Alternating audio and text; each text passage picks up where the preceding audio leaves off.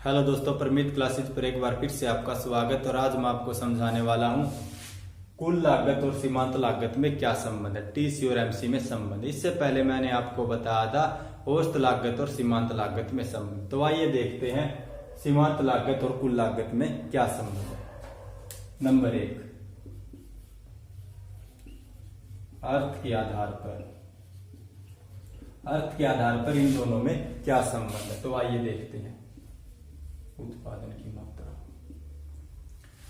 TC क्या है? किसी वस्तु की एक निश्चित मात्रा का उत्पादन करने के लिए जो कुल धन खर्च करना पड़ता है उसे कुल लागत कहते हैं। मान लीजिए एक वस्तु की कुल लागत 20 रुपए, 2 वस्तुओं की कुल लागत 30 रुपए और 3 वस्तुओं की कुल लागत 35 रुपए है। एक वस्तु बनाने के लिए 20 रुपए खर्च करने पड़ते, 2 वस्तु बनाने के लिए 30 और 3 वस्तु बनाने के लिए 35 रुपए खर्च करने पड़ते। तो 3 वस्तुओं की कुल लागत 35, 2 वस्तुओं की 30। तो ये क्या है? कुल लागत। उसके बाद एमसी क्या है? सीमांत लागत। किसी वस्तु की एक अतिरिक्त इकाई का उत्पादन करने के लिए कुल लागत में जो अंतर आता है उसे सीमांत लागत कहते हैं। इसे निकालने का हमारा फार्मूला TCN -1। प्रारंभ में पहली इकाई पर सीमांत लागत निकालेंगे तो इसके ऊपर क्या है? 0। तो 20 में से 0 जाएगी 20, 30 में से 20 जाएगा कितना? 10, 35 में से 30 जाएगा कितना? 5। तो पहली इकाई की सीमांत लागत 20, दूसरी इकाई की सीमांत लागत 10 और तीसरी इकाई की सीमांत लागत क्या है? 5 है। तो टीसी का अनुमान किससे लगाया जा सकता है? एमसी से। किस प्रकार? टीसी बराबर है सिग्मा एमसी। पहली इकाई पर कुल लागत कितनी होगी? टीसी बराबर है सिग्मा एमसी। तो 20 पहली इकाई पर 20, दूसरी इकाई पर निकालेंगे तो 20 में 10 को ऐड कर देंगे। सीमांत लागत की अगली इकाई को ऐड करते चलेंगे तो 20 में 10 ऐड करेंगे 30, 30 में 5 ऐड करेंगे 35। तो हमें क्या प्राप्त होगा? कुल लागत। और सीमांत लागत ज्ञात करनी है तो 30 में से 20 जाएगा 10, 35 में से 30 जाएगा 5। तो अतिरिक्त वस्तु का उत्पादन करने के लिए कुल लागत में जो अंतर आएगा उसे सीमांत लागत कहा जाएगा। तो ये क्या है? एक दूसरे से संबंधित है, एक दूसरे के द्वारा इनका पता लगाया जाता है। उसके बाद बात करते हैं नंबर 2 पर। जब टीसी कुल लागत घटती दर से बढ़ता है तो एमसी घटता, सीमांत लागत घटती है। यहां पर देखिए, सबसे पहले मैं आपको बता देता हूं। कुल लागत 10 में 10 ऐड किया 20, 20 में 8 ऐड किया 28, 28 में 6 ऐड किया कितना? 34। तो तीसरी इकाई तक कुल लागत क्या है? घटती दर से बढ़ती है। तो एमसी क्या है? घटता है। तो ये देखिए चित्र में ओ एक्स अक्ष पर उत्पादन की मात्रा, ओ वाई अक्ष पर टीसी और एमसी को लेना है। एमसी सीमांत लागत वक्र और टीसी कुल लागत वक्र है। टीसी क्या है? मूल बिंदु से शुरू न होकर 10 से शुरू होता है, क्योंकि टीसी टीएफसी और टीवीसी का जोड़ है और टीएफसी 10 पर शीतल था। आप यहाँ पर 20, 30 जो चाहो ले सकते हो, उसके आधार पर ही आगे इकाइयां बनती चली जाएंगी। लेकिन हमने क्या टीएफसी को 10 पर शीतल माना था, तो इसलिए मैंने यहाँ पर 10 लिया है। तो ये क्या है? जहां से टीएफसी शुरू होता है वहीं से शुरू होगा। तो टीएफसी हमारा कहां से? 10 से शुरू होगा, तो टीसी भी 10 से ही शुरू होगा। तो ये क्या हमारा? टीसी कुल लागत वक्र। तो ये तो बात आपको समझ आ गई होगी। तो पहली, दूसरी, तीसरी, यहां तक मैं फिर से लिख देता हूं। पहली, दूसरी और तीसरी, यहां तक तीसरी इकाई तक कुल लागत घटती दर से बढ़ता, या कुल लागत घटती दर से बढ़ रही है। तो सीमांत लागत क्या है? ये सीमांत लागत 10 से कम होकर 8, 8 से कम होकर 6। तो सीमांत लागत क्या कम हो रही है? तीसरी इकाई तक। उसके बाद बात करते हैं नंबर 3 पर। जब टीसी समान दर से बढ़ता है तो एमसी समान रहता है। तब देखिए चौथी और पांचवी इकाई पर, यहां पर 4, यहां पर 34 में 4 ऐड किया 38, 38 में 4 ऐड किया 42। तो चौथी पांचवी इकाई पर कुल लागत क्या टीसी समान दर से बढ़ रही है। तो ऐसे में एमसी क्या है, सीमांत लागत यहां पर समान है, ये देखिए न्यूनतम है। उसके बाद बात करते हैं, एक बार चित्र में भी देख लीजिए, चौथी और पांचवी इकाई पर एमसी यहां पर क्या है, समान है, और यहां पर चौथी पांचवी इकाई पर कुल लागत समान दर से बढ़ती है। जब टीसी बढ़ती दर से बढ़ती है तो एमसी भी बढ़ता है। तो देखिए आगे तालिका में छठी, सातवीं, आठवीं इकाई पर 6, 8 और 16, 42 में 6 ऐड करेंगे 48, 48 में 8 ऐड करोगे 56, 56 में 16 ऐड करोगे 72। तो छठी, सातवीं, आठवीं इकाई पर कुल लागत बढ़ती दर से बढ़ती है। प्रारंभ में देखिए 10 से 8, 8 से 6 कम हो रही है, उसके बाद यहाँ पर समान, उसके बाद 6, 8, 16। तो इधर से पता चला कि जो हमारी कुल लागत है 42, 48, 56, 72 बढ़ती दर से बढ़ रही है।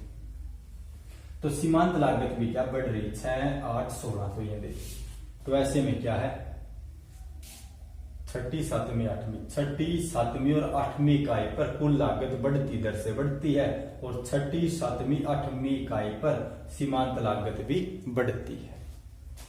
उसके बाद बात करते हैं नंबर 5 पर, इसके न्यूनतम बिंदु को ले लेते हैं। न्यूनतम बिंदु के आधार पर तो एमसी का न्यूनतम बिंदु कहां पर है, 5 पर। इस बिंदु का नाम रख लेते हैं हम ए बिंदु। तो ए बिंदु क्या है, न्यूनतम बिंदु है। ये देखिए 5 पर एमसी क्या न्यूनतम है। तो ये यहां पर कुल लागत, तो कुल लागत क्या है, समान दर से बढ़ रही है। तो जब कुल लागत समान दर से बढ़ती है तो एमसी क्या है, न्यूनतम होता है। तो आपको इस बात का भी ध्यान रखना है। उसके बाद इसको मैं इरेज कर देता हूं।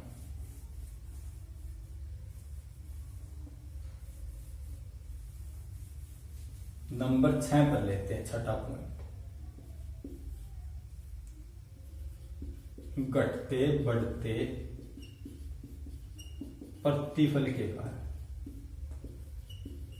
छठा पॉइंट हमारा घटते बढ़ते प्रतिफल के कारण कुल लागत और सीमांत लागत में संबंध। तो क्या संबंध, देखिए आपने टीपी पढ़ा था इस प्रकार से, और एमपी डायग्राम इस प्रकार से था। टीपी डायग्राम हमारा इस प्रकार और एमपी क्या था, इस प्रकार से। तो प्रारंभ में क्या, जो हमारा टीपी था बढ़ती दर से बढ़ता है, उसके बाद दूसरी अवस्था में टीपी समान दर से, और तीसरी अवस्था में टीपी घटती दर से। इसी प्रकार से एमपी प्रारंभ में क्या, बढ़ती दर से, उसके बाद समान दर से, उसके बाद क्या था, घटने लगता है। तो प्रारंभ में क्या, टीपी बढ़ता है, उसके बाद समान, उसके बाद क्या है, घटने लगता है। लेकिन टीसी क्या हमारा पहली अवस्था की बात करें तो घटती दर से बढ़ता, दूसरी अवस्था में समान, और तीसरी अवस्था में क्या है, बढ़ती दर से बढ़ता है। देखिए पहली अवस्था में घटती दर से बढ़ता है, उसके बाद समान, उसके बाद बढ़ती दर से बढ़ता टीसी। तो टीपी और टीसी में क्या है, विपरीत संबंध है। तो यहां पर किस बात का पता चला कि लागत और उत्पादकता में विपरीत संबंध है। उसी प्रकार एमपी, मैं एमपी को उल्टा कर देता हूं। ये देखिए इस प्रकार से, ये क्या बन गया, एमसी। तो ये देखिए मैंने इसको उल्टा कर दिया। तो ये क्या, यहां पर बढ़ते प्रतिबल के कारण प्रारंभ में क्या है, जब कुल उत्पाद बढ़ती दर पर बढ़ता है, किसके कारण, बढ़ते प्रतिबल के कारण। तो एमपी भी बढ़ता है, किसके कारण, बढ़ते प्रतिबल के कारण। तो ये बात आपको समझ आ गई होगी। तो यहाँ पर अल्पकाल की बात हो रही है, तो कारक के प्रतिफल की बात हो रही है, कारक के प्रतिफल। तो कारक के प्रतिफल के कारण पहली अवस्था कौन सी? बढ़ते प्रतिफल, समान प्रतिफल और फिर घटते प्रतिफल। तो यहां पर देखिए बढ़ते प्रतिफल के पहली अवस्था में बढ़ते प्रतिफल के कारण टीपी तो बढ़ती दर पर बढ़ता है, लेकिन विपरीत संबंध है। तो टीसी क्या है? बढ़ते प्रतिफल के कारण पहली अवस्था में, ऊपर लिख देता हूं मैं, घटती दर से बढ़ता है। तो एमसी भी क्या है? ये एमसी बढ़ते प्रतिफल के कारण ये देखिए पहली अवस्था में घटता है, दूसरी अवस्था में समान, उसके बाद तीसरी अवस्था में घटते प्रतिफल के कारण टीसी, ये देखिए घटते प्रतिफल के कारण तीसरी अवस्था में टीसी बढ़ती दर से बढ़ता है। तो घटते प्रतिफल के कारण एमसी भी क्या है? बढ़ता है। तो यह घटते बढ़ते प्रतिफल के कारण। ऐसा क्यों होता है? क्योंकि लागत और उत्पादकता में विपरीत संबंध होता है, जिसके कारण टीपी और टीसी में विपरीत संबंध, एमपी और एमसी में विपरीत संबंध होता है। तो यह था आज का हमारा टॉपिक, अल्पकालीन सीमांत लागत और कुल लागत में क्या संबंध है। ये हमारी तालिका जो उत्पादन की इकाइयां 1 2 3 4 5 6 7 8 तक, उसके बाद कुल लागत प्रारंभ में घटती दर से बढ़ता है, उसके बाद समान दर से, उसके बाद बढ़ती दर से बढ़ता है। जब कुल लागत घटती दर से बढ़ती है तो एमसी घटता है, जब कुल लागत समान दर से बढ़ती है तो एमसी समान रहता है, जब कुल लागत बढ़ती दर से बढ़ती है तो एमसी बढ़ता है। तो ये देखिए यहाँ पर जो हमारा कुल लागत है वो क्या है? मूल बिंदु 0 से शुरू न होकर ऊपर से शुरू, क्योंकि टीएफसी कभी शून्य नहीं होती, जिसके कारण टीसी भी शून्य नहीं है यहाँ पर। तो ये हमने 10 से शुरू किया, क्योंकि हमने वहां पर 10 सीतर लागत ली थी, जिसके कारण मैंने यहाँ पर भी 10 ली है। तो ये क्या है? टीसी प्रारंभ में घटती दर से बढ़ता है, उसके बाद समान दर से, उसके बाद बढ़ती दर से। जब टीसी घटती दर से बढ़ता है तो एमसी घटता है, जब टीसी समान दर से बढ़ता है तो एमसी समान या न्यूनतम होता है, जब टीसी बढ़ती दर से बढ़ता है तो एमसी क्या है? बढ़ने लगता है। तो आपने इनके बीच संबंध पढ़ा था अर्थ के आधार पर। उसके बाद टीसी घटता है, घटती दर से बढ़ता है, एमसी घटता, टीसी समान है तो एमसी समान, जब टीसी बढ़ती दर से बढ़ता है एमसी भी बढ़ता है। उसके बाद न्यूनतम बिंदु, ये क्या है? ए बिंदु एमसी का न्यूनतम बिंदु है, तो 5 पर एमसी क्या है? न्यूनतम है। उसके बाद घटते बढ़ते प्रतिफल के कारण लागत और उत्पादकता में विपरीत संबंध होता है। और अल्पकाल की बात करें तो अल्पकाल क्या है? कारक के प्रतिफल। अल्पकाल में कारक के प्रतिफल और दीर्घकाल में क्या? पैमाने के प्रतिफल। तो हम अल्पकाल की बात कर रहे हैं तो कारक के प्रतिफल को लेकर चलेंगे। तो बढ़ते प्रतिफल के कारण क्या है? टीसी घटती दर से बढ़ता है तो एमसी घटता है, और घटते प्रतिफल के कारण क्या? टीसी बढ़ती दर से बढ़ता है तो एमसी क्या है? बढ़ता है। तो आशा करता हूं कि आपको वीडियो अच्छी तरह समझ आई होगी। अगर वीडियो समझ आई तो अपने दोस्तों के साथ शेयर करना, चैनल को सब्सक्राइब करना और वीडियो को लाइक करना। धन्यवाद।